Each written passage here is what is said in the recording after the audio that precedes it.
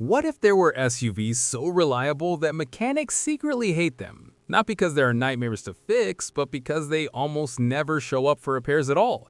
While your friends are rolling the dice on their third transmission replacement, these 5 legendary SUVs just keep going and going and going. We're talking 300,000 miles like it is nothing, bulletproof engines that laugh at age, and resale values that refuse to drop. Today, this is a countdown of 5 SUVs that you buy once and your grandkids inherit. Let's get into it. Number 1. Toyota RAV4. Now, before you click away thinking, oh great, another boring Toyota video, hear this, because this thing has a secret weapon that has been hiding in plain sight for decades. Here's the thing nobody talks about. The RAV4 is not just reliable, it is aggressively reliable. It refuses to die, even when you actively neglect it. There are documented cases of RAV4s running on oil that looks like chocolate pudding, air filters clogged with what can only be described as small ecosystems, and timing belts that should have been replaced during the Bush administration. Yet somehow they just keep firing up every single morning like nothing happened. The magic starts under the hood. Most RAV4s come equipped with Toyota's legendary 2.5-liter 4-cylinder. And when the word legendary is used here, that is not an exaggeration. This motor has fewer moving parts than most modern engines, which means fewer things can go wrong. Toyota engineered this power plant with tolerances so tight and materials so robust that it essentially entered the market already broken in. The transmission, whether it is the 8-speed automatic or the older 6-speed, is built like a bank vault. It is not exciting, it is not particularly sporty, but it will outlast your mortgage. Here's where it gets really interesting. The RAV4's reliability is not just about the engine and transmission. Toyota uses a philosophy called over-engineering the boring bits. While other manufacturers are cutting costs on suspension bushings, wheel bearings, and alternators, Toyota specifies these components like they are preparing for the apocalypse. That little alternator is rated for way more amperage than the vehicle actually needs. Those brake calipers are massively overbuilt. It's like they designed every component expecting you to tow a boat through the Sahara Desert twice. And then there is rust protection. This is where the RAV4 separates itself from the pretenders.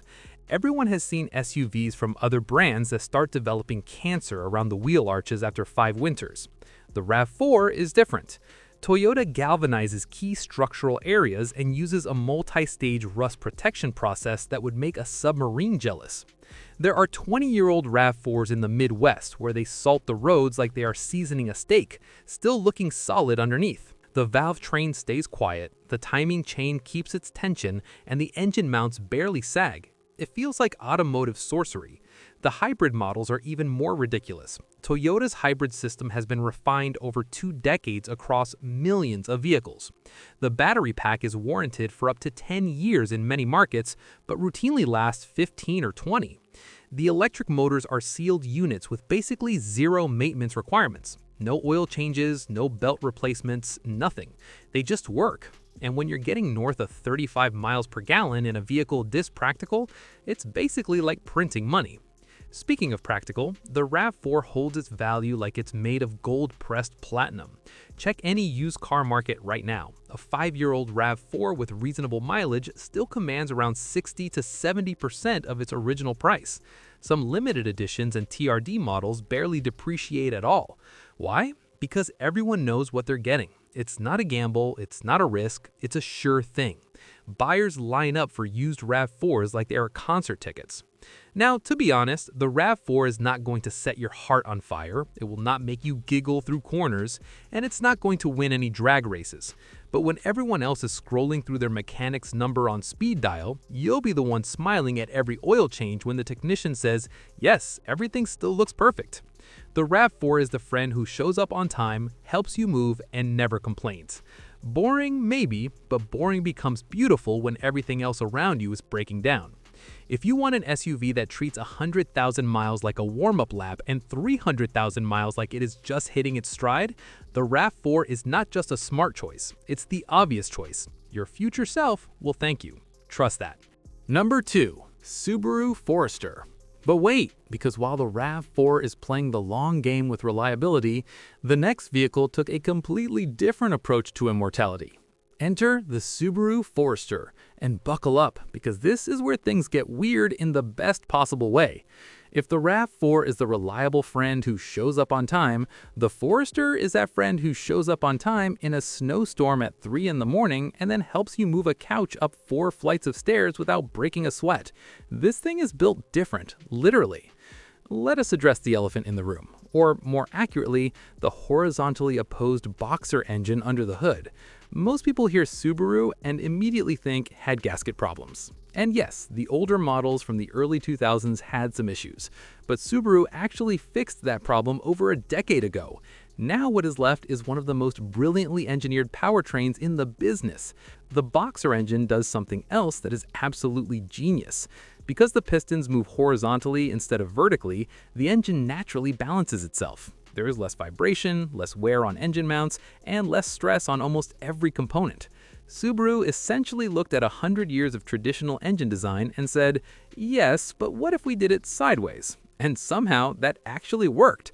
These engines run so smooth that at idle you can balance a coin on the valve cover. Try that with a neighbor's V6 and watch it vibrate across the parking lot. Now here is the secret sauce that makes the Forester genuinely unstoppable: symmetrical all-wheel drive. Before you roll your eyes thinking all all-wheel drive systems are the same, understand this. Most SUVs use part-time or reactive all-wheel drive, meaning the vehicle is front-wheel drive until it detects slip, then it scrambles to send power to the rear wheels. It's like calling the fire department after your house is already burning. Subaru said absolutely not and engineered a full-time symmetrical system that sends power to all 4 wheels constantly. Every single moment you are driving, rain, snow, gravel, mud, or that sketchy wet grass at a kid's soccer game, the Forester just grips and goes. For longevity, Subaru builds these all-wheel drive systems with almost paranoid redundancy. The differentials are overbuilt. The CV joints are sealed tighter than Fort Knox, and the drive shafts are designed to handle way more torque than the engine actually produces. Some Subaru technicians have seen Foresters with 250,000 miles roll in for their first CV boot replacement. Not a CV joint failure, just the rubber boot. That is almost unheard of in the all-wheel drive world. The transmission deserves its own award for stubbornness. Whether it's the continuously variable transmission or the older traditional automatic, these gearboxes are built like they expect you to tow a house through the Rockies every weekend. Subaru learned early on about reliability, and now engineers every component assuming you're going to use this vehicle hard. That continuously variable transmission everyone loves to hate is actually one of the most durable on the market in Subaru form. Because they do not push it to extremes for performance, it is tuned for longevity, and it shows. With regular fluid changes, these transmissions will outlive most relationships. Number 3. Mitsubishi Montero. Now, if Subaru's engineering impressed you, wait until you see what happens when a brand builds an SUV so tough it gets used in war zones. Time to talk about the Mitsubishi Montero, or the Pajero if you are anywhere outside North America, because Mitsubishi realized that name does not translate well everywhere. This is the SUV that aid workers drive through conflict zones, that explorers take to places where the nearest mechanic is 3 countries away, and that somehow outlives vehicles that cost 3 times as much. If you have never heard of it, that is exactly why it is so good. Here's what nobody tells you about the Montero. This vehicle was designed with a single-minded purpose that modern SUVs have completely forgotten. It was not built to look tough in a mall parking lot or to impress the neighbors. It was engineered to survive the Dakar Rally, literally one of the most punishing motorsport events on Earth.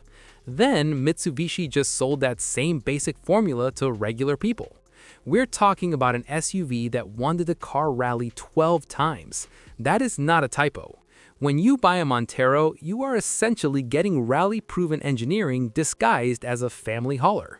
Under the hood, depending on the year, you're looking at either a 3.0-liter V6 or the legendary 3.8-liter V6, and both of these engines are built like they expect you to drive to the moon and back.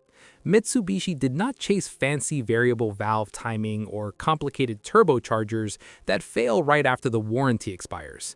They went old school. Cast iron blocks, simple overhead cam designs, and components engineered with such conservative tolerances that these motors basically idle at half their potential stress load. It is automotive overkill in the best possible way.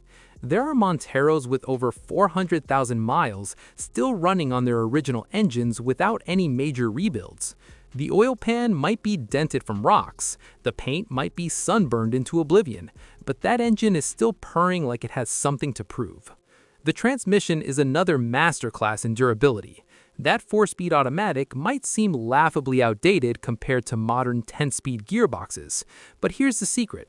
Fewer gears mean fewer things that can break. Each gear is massively overbuilt. The torque converter is the size of a dinner plate, and the whole assembly is cooled like it's expecting you to tow a battleship through the Sahara. Transmission shops almost never see Monteros. That is terrible for their business, but incredible for owners. Number 4. Honda CR-V. The Honda CR-V. This thing does not just work, it works so consistently and so effortlessly that it makes reliability look easy. While other manufacturers treat 100,000 miles like it is the finish line, the CR-V treats it like a warm-up lap before the real journey begins. Yes, it is a Honda, and of course it is reliable, but here's what most people miss. The CR-V is not just benefiting from Honda's reputation, it is actively building it. This vehicle is the reason many mechanics recommend Honda in the first place. Some technicians have seen CR-Vs with 300,000 miles that still have the original clutch packs in the transmission, the original catalytic converters, and engine internals that look like they were installed last month. That is not luck, that is deliberate, almost obsessive engineering. The engine is where Honda's decades of racing experience quietly show up to work every single day. The K-Series, whether it's the 2.4-liter or the newer turbocharged variants, is a masterpiece of simplicity meeting sophistication. Honda did something clever. Instead of chasing headline horsepower numbers, they focused on an engine that runs at a comfortable cruising point in almost any condition. The result is engines that run cool, stay clean internally, and basically refuse to wear out. There are CR-V engines that still show factory crosshatch patterns on the cylinder walls after 200,000 miles. That feels less like maintenance and more like sorcery. The CR-V's transmission is also an absolute tank. Whether it's the 5-speed automatic from earlier generations or the continuously variable transmission in newer models, these gearboxes are built with a beautiful kind of paranoia. Honda learned from every transmission failure across their lineup, and then engineered the CR-V's gearbox like they were prepping for Judgment Day. Fluid passages are massive, cooling is redundant, and internal components are specified for torque loads far beyond what the engine can ever deliver. Transmission shops complain about the CR-V because these units just do not fail often. Honda's approach to all-wheel drive in the CR-V is another quiet victory. The real-time all-wheel drive system is brilliantly simple, and simplicity is reliability's best friend. It's reactive, yes, but it's engineered with a single job: get you through bad weather and light off-road situations without drama. There's no complicated multi-clutch setup, no fancy torque vectoring that requires a doctorate to diagnose, just a straightforward hydraulic pump and a rear differential that engages when needed. Failures are rare. The fluid lasts a long time, the pump is tough, and the whole assembly is lighter and cheaper to maintain than the complicated systems some rivals use. Honda built the CR-V for people who treat cars like appliances, then built it tough enough that even when those people ignore basic maintenance, the vehicle still refuses to die. It's the automotive equivalent of a golden retriever, endlessly forgiving and always happy to see you. Inside, the CR-V focuses on function over flash. The materials are durable, the switchgear has a reassuring click, and everything you touch feels like it was designed to be used 10,000 times without failing. The seats are comfortable enough for long road trips, the rear legroom is generous, and the cargo area is huge and square, which makes it way more useful than some stylish but impractical rivals. You get in, everything is where it should be, nothing squeaks, and nothing distracts you from the basic act of driving. Number 5. Hyundai Santa Fe. Plot twist time, the Hyundai Santa Fe. Yes, that name on a list of never-break SUVs probably makes some people double take. But this is where the story gets really interesting. 2 decades ago, if someone had said a Hyundai would make a list of the most reliable SUVs on the planet, that would have sounded like a bad joke. In the late 1990s and early 2000s, Hyundai's reputation was basically cheap car that breaks if you look at it wrong. Their vehicles were affordable for a reason, and that reason was that they fell apart. Then Hyundai pulled off one of the greatest redemption arcs in automotive history, and the Santa Fe is the proof. Hyundai did not just try to improve, they went nuclear on quality control. They hired engineers away from Toyota and Honda, invested billions in research and development, and then backed it all up with a 10-year, 100,000-mile powertrain warranty. That was not just confidence, that was a declaration of war on their own bad reputation. The modern Santa Fe is the result of that obsession with redemption. Under the hood, whether it's the 2.5-liter turbocharged 4-cylinder or an available V6 in older generations, the engines are built to standards that would make Japanese manufacturers nervous. Hyundai studied every engine failure from competitors, documented every weak point, and then engineered around all of them. The blocks are overbuilt, the head gaskets are multi-layer steel, the timing chains are industrial grade, and the oiling system is designed like they expect you to ignore every single service interval. These engines are stress-tested far beyond anything reasonable, including full throttle runs for hundreds of hours, brutal temperature cycling, and contamination tests that would destroy lesser motors. The result is Santa Fe's routinely sailing past 200,000 miles without a hiccup. The shift logic is smooth, the gear ratios are well spaced, and the internal components are specified for abuse.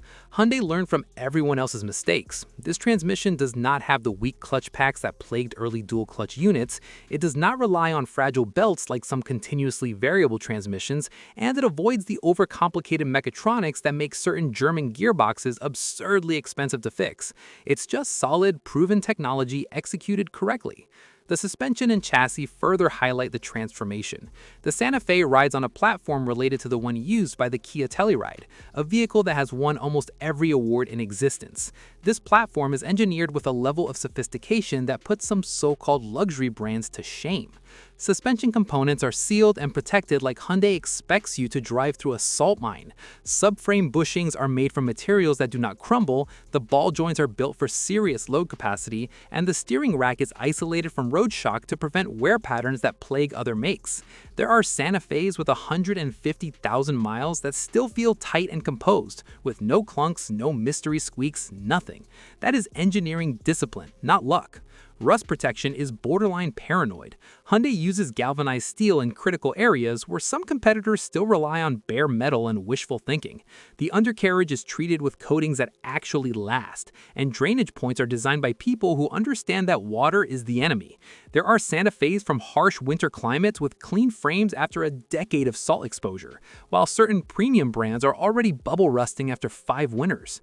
Inside, the Santa Fe has moved far beyond budget car territory. This is not a cheap cabin with hard plastics and regret. It is legitimately nice. Materials are soft where they need to be, fit and finish are tight enough to impress even picky owners, and everything feels substantial. More importantly, it's all designed to last. Buttons do not go mushy, leather does not crack prematurely, stitching does not unravel, and the tech does not feel obsolete after 2 years. Hyundai built this interior assuming owners will live in it for the next 15 years, and made sure they wouldn't hate it by year 3. Value-wise, the Santa Fe does not just compete, it dominates. You're getting CR-V levels of dependability with more features, more space, a stronger warranty, and a price tag often thousands lower.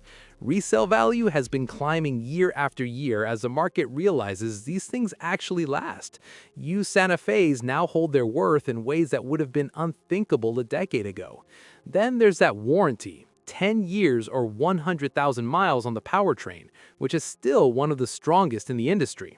Hyundai actually honors it without trying to dodge coverage with fine print or questionable denials.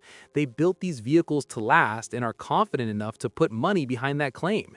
That peace of mind is priceless when you're signing up for a multi-year car payment and praying nothing catastrophic fails.